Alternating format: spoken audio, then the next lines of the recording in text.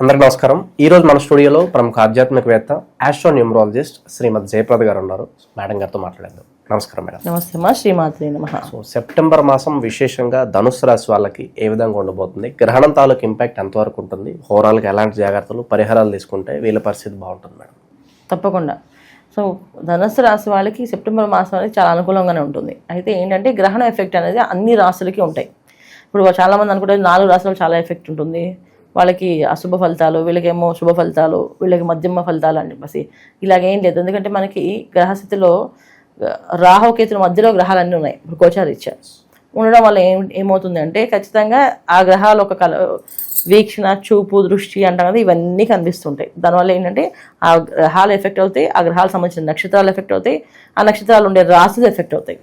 అయితే ఈ ఎఫెక్ట్ ఉంటుంది అనేది ఎంతవరకు నిజం అంటే 100% ఒక రాశికి ఉంటే దాని పక్క రాశికి 80%, పక్క రాశికి 70%, ఆ పక్క రాశికి 60%, అలా 50%, 20% కింద వస్తుంది.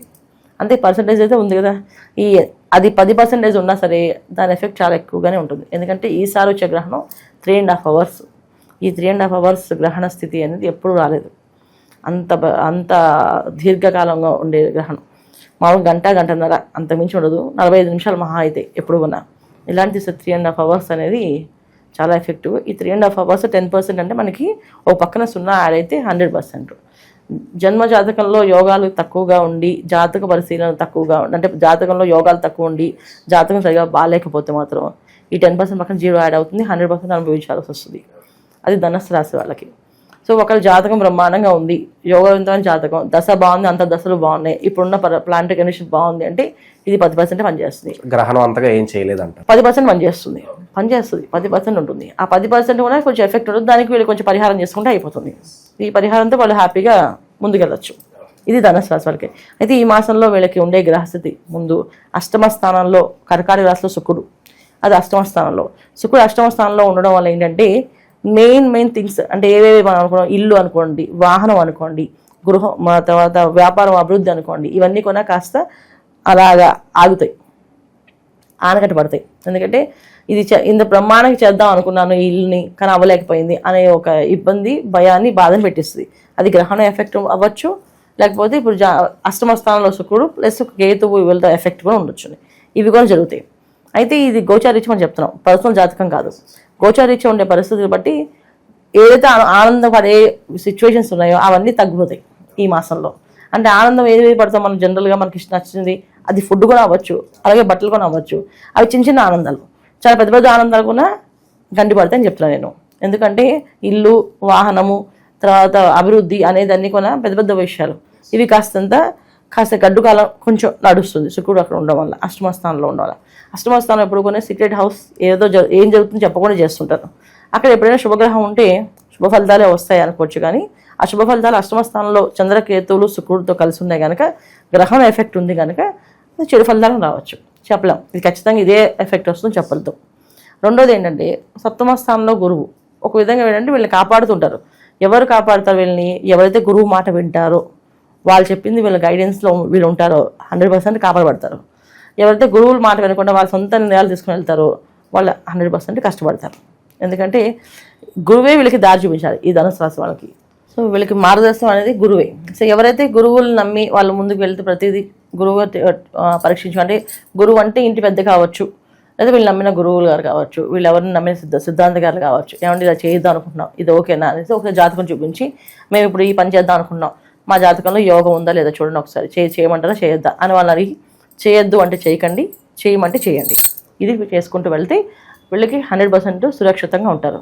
లేకపోతే కాస్తంత కష్టం అనేది కనిపిస్తుంది. ఎందుకంటే సెప్టెంబర్ మాసంలో మనకి ఎంత చేసుకున్నా ఈ గ్రహణం ఎఫెక్ట్ అనేది ఉంటుంది. అది ఖచ్చితంగా 45 days ప్రతి ఒక్క రాశికి ఉంటుంది, 6 months ఎఫెక్ట్ ప్రతి రాశికి ఉంటుంది. అంటే 45 days తీవ్రతగా ఉంటుంది, ఒక 6 నెలలు నార్మల్గా ఉంటుంది. అయితే జాతకంలో యోగాలు బట్టి అవి కొంచెం ఎక్కువ తక్కువ అనేది మనం చూసుకోవాలి.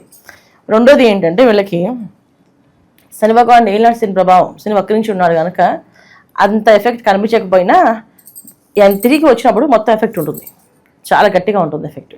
అందుకని వీళ్ళు నిరంతరం ధార్మికమైన కార్యక్రమం, దాన ధర్మాలు, ఎలాగ గణపతి నవరాత్రులు, అమ్మవారి నవరాత్రులు, ఈ నవరాత్రుల్లో భోజన కార్యక్రమాలు కానీ, పూజ కార్యక్రమాలు కానీ, ఆ పూజ చేసే ఖర్చు కానీ ఏదో ఒకటి వీళ్ళు చేస్తూ ఆ ధార్మికమైన సంబంధించిన కార్యక్రమాలు చేస్తూ ఉండడం, లేకపోతే ఇంట్లో ఏదైనా వివాహం ఉంటే ఆ వివాహాన్ని ఖర్చు పెట్టడము, ఎలాగ ఖర్చు అవుతుంది ఆ ఖర్చు పెట్టడము, లేదా ఎవరైనా వివాహం చేసుకుంటారంటే ఆ కన్య పిల్లకి వీళ్ళు మంగళసూత్రం కానీ ఏదో బంగారం సువర్ణదానం కానీ ఇవ్వడం వల్ల చాలా చాలా మంచి ఫలితం. అది ఎంతైనా ఇవ్వండి, 1 గ్రామైనా ఇవ్వండి, 10 గ్రాములైనా ఇవ్వండి, అది ఇవ్వడం వల్ల వీళ్ళకి బాగా కలిసి వస్తుంది ఇది చేయడం. ఎందుకంటే ఇలా చేయకపోతే ఏమవుతుంది, ముఖ్యంగా వీళ్ళ కింద పనిచేసే వాళ్ళతో కానీ, పైన పనిచేసే వాళ్ళతో కానీ, అంటే బాస్తో కానీ, కింద పనిచేసే సబార్డినేట్స్తో కానీ చాలా చాలా కష్టపడే అవకాశాలు ఎక్కువ ఉన్నాయి. మాట వినరు, మొండిగా ప్రవర్తిస్తారు. సరే మాకు ఎవరు లేరేంటంటే ఇంట్లో పిల్లలు ఇష్టం వచ్చి మాట్లాడతారు. ఎందుకంటే ఎవరో ఒకరు వీళ్ళకి సమాధానం చెప్పాలి, ఎవరో ఒకరు వీళ్ళు బాధ పెట్టాలి. ఎవరు బాధ పెడతారు?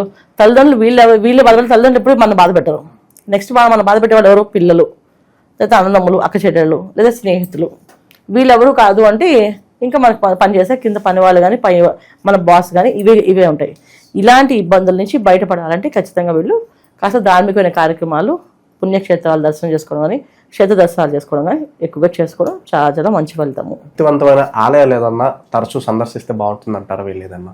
మహాలక్ష్మి ఆలయాలు, లక్ష్మీనారాయణ ఆలయాలు ఇలా వెళ్ళడము, క్షేత్ర దర్శనం అంటే తిరుపతి కానీ, పుణ్యక్షేత్రాలు ఎక్కువ తిరుపతి వెళ్ళడం కానీ, లేకపోతే శ్రీశైలం వెళ్ళడం కానీ, అరుణాచలం వెళ్ళడం కానీ, ఇక్కడికక్కడ ఎక్కడైనా విశేషం వస్తా మనకు తెలిసిన ప్లేసులు ఇవి. ఇంకా తెలియని ప్లేసులు చాలా ఉంటాయి కదా మన క్షేత్రాల్లో, వాటిలో ఎక్కడైనా వెళ్ళొచ్చు వాళ్ళు. అంటే ధార్మికమైన సంబంధించిన కార్యక్రమాల్లో కానీ, ధార్మిక సంబంధించిన విషయాల్లో కానీ, దాంట్లో వీళ్ళు పాల్గొనడం కానీ, సేవ చేయడం కానీ, సాయం చేయడం కానీ, వెళ్ళడం కానీ చేస్తే చాలా చాలా మంచి ఫలితాలు ఉంటాయి. పరువు నష్టం కానీ, ధన నష్టం కానీ ఏదన్నా సూచిస్తుందా వీళ్ళకి? అష్టమ స్థానంలో శుక్రుడు ఖచ్చితంగా ఉంటుంది ఎఫెక్ట్. తర్వాత భాగ్యస్థానంలో రవి, బుధ, కేతువులు. ఎప్పుడైతే భాగ్యస్థానంలో వీళ్ళు ఉన్నారో ఖచ్చితంగా మనకి కాస్త ఇబ్బంది పెట్టే అవకాశాలు ఎక్కువగా ఉంటాయి. పరువు నష్టం కాదు కానీ డబ్బు నష్టం ఉంటుంది ఎక్కువగా. డబ్బు సంబంధించిన నష్టం అనేది ఎక్కువగా ఉంటుంది. సో ఆ డబ్బు నష్టపోవడమో, డబ్బు పోవడమో అనేది జరుగుతూ ఉంటుంది. ఇది జాగ్రత్త పడడం వీళ్ళకి చాలా చాలా అవసరము. కోర్టు సంబంధించిన వ్యవహారాలు కానీ, కోర్టు విషయాల్లో కానీ గొడవలు ఏమైనా ఉంటే కనుక దాని నుంచి ఈ మాసం వాయిదా వేయించుకోవడం చాలా చాలా ఉత్తమం. ఎందుకంటే దాని మీద కూడా ఎక్కువగా ఏదో ఒక విధంగా ఎఫెక్ట్ పడాలి కదా. ఆ ఎఫెక్ట్ అనేది ధనం ఎక్కువగా, వృధా ఖర్చు ఎక్కువగా ఉంది వీళ్ళకి. ఆ వృధా ఖర్చు అనేది ఎలాగ అవుతుంది, దాన్ని వీళ్ళు కాస్త ధార్మికమైన కార్యక్రమాలకు ఖర్చు పెట్టేస్తే ఈ ఖర్చు ఆగుతుంది, చేసిన దానికి పుణ్యం వస్తుంది అనమాట. ఇది చేసుకుంటూ వెళ్ళాలి. ఇది ధనుస్సు రాశి వాళ్ళకి ఈ మాసం అంతా వీళ్ళు చేసుకోవాల్సిన పరిహారం ఏంటంటే ఎక్కువగా శ్రీం శ్రీ మహాలక్ష్మీ నమః, శ్రీం శ్రీ మహాలక్ష్మీ నమః అనే మంత్రాన్ని ఎక్కువగా చదవడం, ఎక్కువగా చేసుకోవడం. ప్రతి శుక్రవారం అమ్మవారికి జాజి పూలతో పూజ చేసుకుంటూ ఉండడం వల్ల కాస్త విశేషమైన ఫలితము, కాస్త శుభప్రదమంగా జరుగుతుంది. శత్రువులపై విజయం సాధించాలన్నా, ఈ నరఘోష నరదిష్టి కాస్త తగ్గాలన్నా ఏదన్నా ఇన్స్టెంట్గా రెమెడీ ఏదన్నా ఉంటుందా వీళ్ళ కోసం? ఏదన్నా ఇన్స్టెంట్ రెమెడీ ఎప్పుడు కొంచెం చేయలేమమ్మా. ఎందుకంటే జాతకంలో వాళ్ళ శత్రువులు బాధ ఉందో చూడాలి. ఇప్పుడు మనం చెప్పేది గోచారీత్యా. గోచారంలో 6వ స్థానంలో గురువు ఉన్నాడు కనుక కాస్త శత్రువులు పెరిగే అవకాశం ఉంది, అప్పులు పెరిగే అవకాశం ఉంది, ఆర్థికపరమైన లావాదేవీలు కాస్త కష్టపడే అవకాశాలు ఉన్నాయి. అందుకే గురువుని ఆశ్రయించండి, గురువు చెప్పిన మాట వినండి, ఖచ్చితంగా మీకు మంచి ఫలితాలు వస్తాయి చెప్తున్నాం. అది జాతకంలో వాళ్ళకి అలాంటి యోగం ఉందని చూసుకోవాలి. ఇది గోచారీత్యా జాతకం. పర్సనల్ జాతకంలో వాళ్ళ శత్రువులు ఎక్కువ అవుతారా తక్కువ అవుతారా అనేది వాళ్ళ జాతకం చూస్తే తెలుస్తుంది. వీళ్ళకి కొంతమంది ఉంటారు, వాళ్ళు ఏం చేసినా శత్రువుగా మారుతారు. వీళ్ళు అన్నం పెడితే వాళ్ళు శత్రువు అయిపోతారు, వీళ్ళు చేస్తే అన్నం పెడితే కానీ శత్రువు అవుతారు. అది ఏంటంటే వాళ్ళ జాతక మహిమ. అది జాతక మహిమ ఎందుకు వచ్చింది అంటే పూర్వజన్మ చేసుకున్న సుకృతం, దానివల్ల వచ్చే కర్మ, ఆ ఫలితాన్ని అనుభవిస్తారు. సో అలాంటి జాతకాలు కొన్ని ఉంటాయి. ఇవి ఏంటంటే పర్సనల్ జాతకాన్ని ఎప్పుడు చూపించుకోవాలి. వివాహం కోసమైనా, సంతానం కోసమైనా, తర్వాత ఆర్థికమైన అభివృద్ధి కోసమైనా, ఒక ఉద్యోగం కోసమైనా, తర్వాత వీళ్ళు ఏదైనా ఇల్లు కట్టుకోవాలని అనుకున్నా, వాహనం కొనుక్కోవాలనుకున్నా, ఈ యోగాలు ఉన్నాయా లేవా, అసలు నిలబడతాయి లేవు. చాలా మంది ఇల్లు కొనుక్కుంటే అమ్మేస్తుంటారు. సో అసలు నిలబడతాయి లేవా అనేది కూడా వాళ్ళ జన్మజాతకంలో తెలుస్తుంది. ఆ జాతకం చూస్తే కరెక్ట్గా వాళ్ళకి ఈ టైంలో అవుతుంది, ఈ టైంలో ఇది అవుతుంది, ఈ టైంలో ఇది అవుతుంది చెప్పగలం. కానీ గోచారీత్యా ఈ టైంలో ఇలా అవుతుంది చెప్పలేం.